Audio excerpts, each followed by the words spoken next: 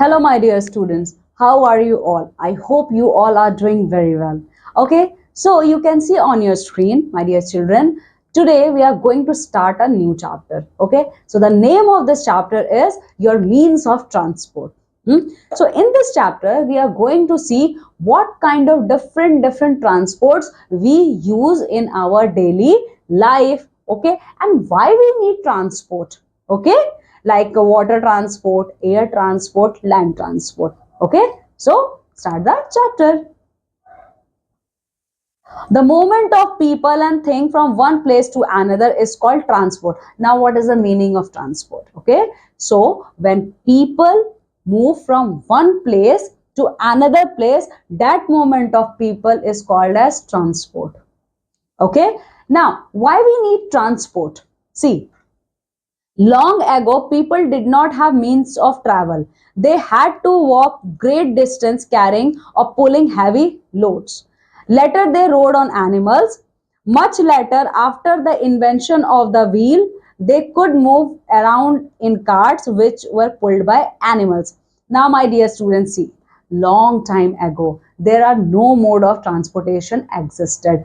Earlier, people have to carry their heavy luggage on their head, okay, and they have to cover a long distance of place. Okay, after that, when the concept of wheels came, they took the help of animals. Okay, so like carts, bullock carts. Okay, so those carts were pulled by animals. Okay, you can see here there are different types of carts: your bullock carts, your camel carts, your horse carriage. Okay, so all these are the examples of carts. Today, there are several means by which we can travel and send goods from one place to another. These have made the world a small place. There are three modes of transportation: land, water, and air. Carts, carts were used in earlier times. Right now, we have many mode of transport through which we can travel in a small time, within in a small span of time. Okay, now what are those modes of transportation? They are land, water, and air. So we are going to see each one of them in brief. Let's start. Land transportation. Now, what is the meaning of land transport? See, land transport consists of vehicles which move on road and rails. Now, what consists of land transport? The transport which moves on land, that is on railways or roadways. Okay, road connect different places on land. Many kind of vehicles move on road. These vehicles have wheels to move. There are vehicles with two wheels, three wheels, or four or more wheels. We use bicycles, motorbikes, scooters, and auto rickshaws to travel short distance. And you know what? Why roads are important? Because roads connect one place to another place. Okay, there are many types of road vehicles. They have two wheels, they have two wheels, three wheels, four wheels, or 24 wheels. Okay, so the example of land transport means the transports which move on road are, you can see on this screen, your bicycle, it is a two-wheeler; your motorbike, again two-wheeler; rickshaw, cycle rickshaw, and auto rickshaw. Cycle rickshaw and auto rickshaw have three wheels. And after that comes the concept of, actually, you know what, bicycle, motor bicycle, and motorbikes, cycle, and auto rickshaw, these are good sources of transportation. But you know what, they are slow. Yeah, although they are not slow, they are very fast. But there are also many vehicles who are much more faster than this, like cars, buses, and vans are fast moving means of land transport. Okay, see, car, van, buses, or trucks, they are much more faster than bicycle, motorbikes, cycle rickshaw, or auto rickshaw. Okay, we move by trains when we go to a distant place. They are faster and comfortable means of transport. Trains carry a large number of people and goods over long distance on time. Trains runs on rails and tracks. And if we have land transport on road, then why we need railway? Okay, why we need railway? My dear children, we need railway because you can see in each of those road transports we can carry maximum 8 to 10 people. Okay, maximum. Okay, like in van you can carry 10 people, and in buses you can carry 20 or 30 people, but not more than that, not more than that. Then here comes the concept of your railways. In railway we can carry thousands of person at a time. Okay, and those railway transport cover a long distance. Okay, railways are for long distance. Trains run usually on their railway tracks. Here you can see the examples. This is your train which is running on his track. Metro train, monorails. Okay, so these all are the examples of your railway. Now comes the concept of metro rail. You all know train, but what is the concept of metro train? See, metro train is partly underground. It provides good means of local transport in some big cities like Kolkata, Delhi, Bengaluru, Mumbai, and many other cities. It carries lakh of passengers, particularly the office goers every day. In Mumbai, monorail has started. It is a single rail engine. Now, my dear children, you know the concept of train. But why we developed the concept of metro train? Okay, train always runs on railway track, but metro trains 90% runs underground. Okay, 90% runs underground, and metro train provides a very good means of transport to specifically to those persons, to that group of community who are daily office goers. Okay, like the person lives in metro cities Mumbai, Delhi, Kolkata, Chennai, Bangalore, Ahmedabad, etc. and etc.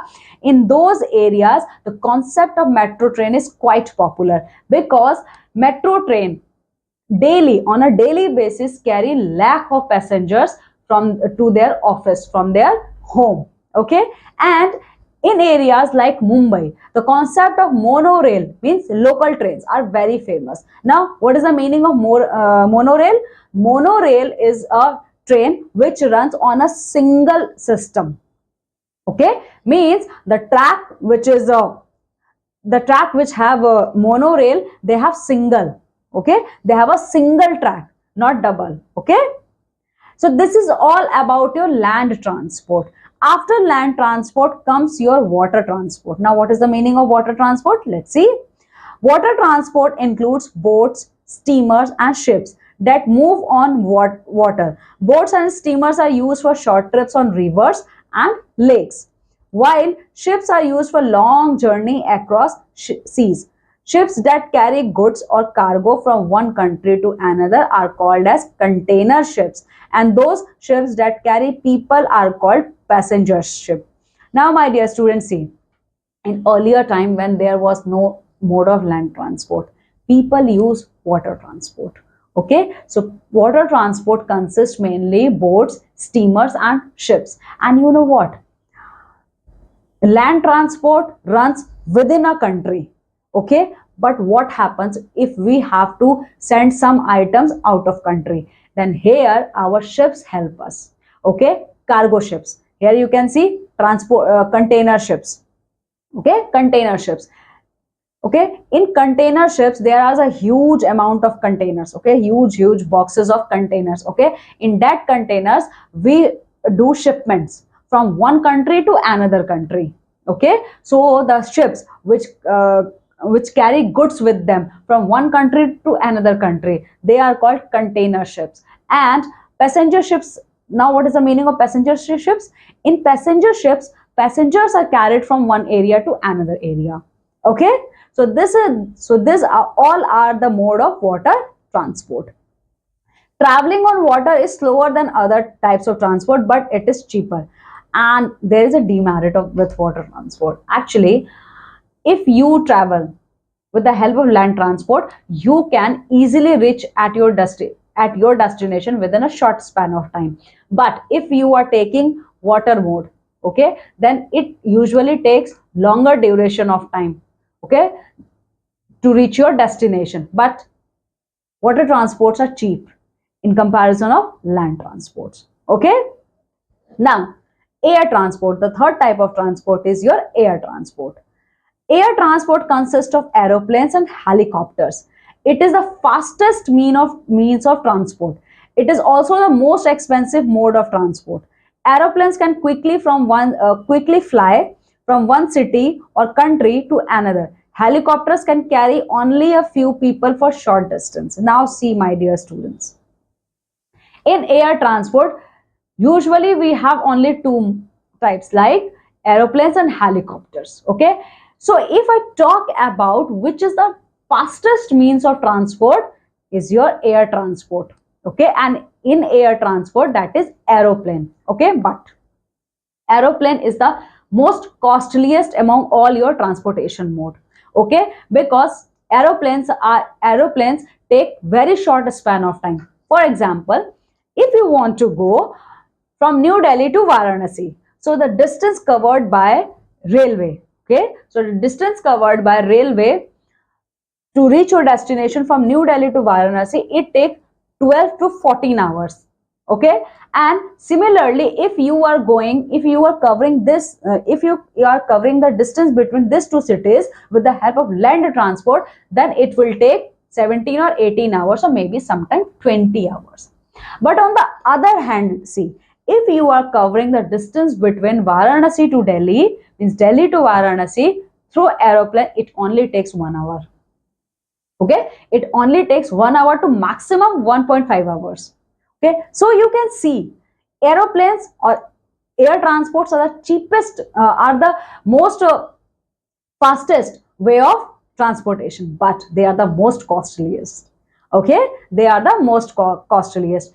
At aeroplane, more than 500 or 600 passengers are carried, but helicopters are also the fastest means of transport, but in helicopter only 5 6 or maximum 10 people can travel.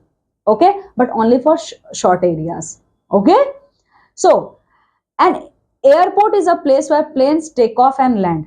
Now there is a place reserved for planes for their takeoff and for their landing, and that area is called as airport. So my dear student, this is all about your mode of transportation. I hope you clearly understand the concept of transportation, why we need transportation, and what are the different modes of transportation. So now what you have to do, go thoroughly through this chapter and complete the exercises which is based on your chapter. Okay, so this is all for today's session. See you in the next class. Till then, take very good care of yourself. Bye.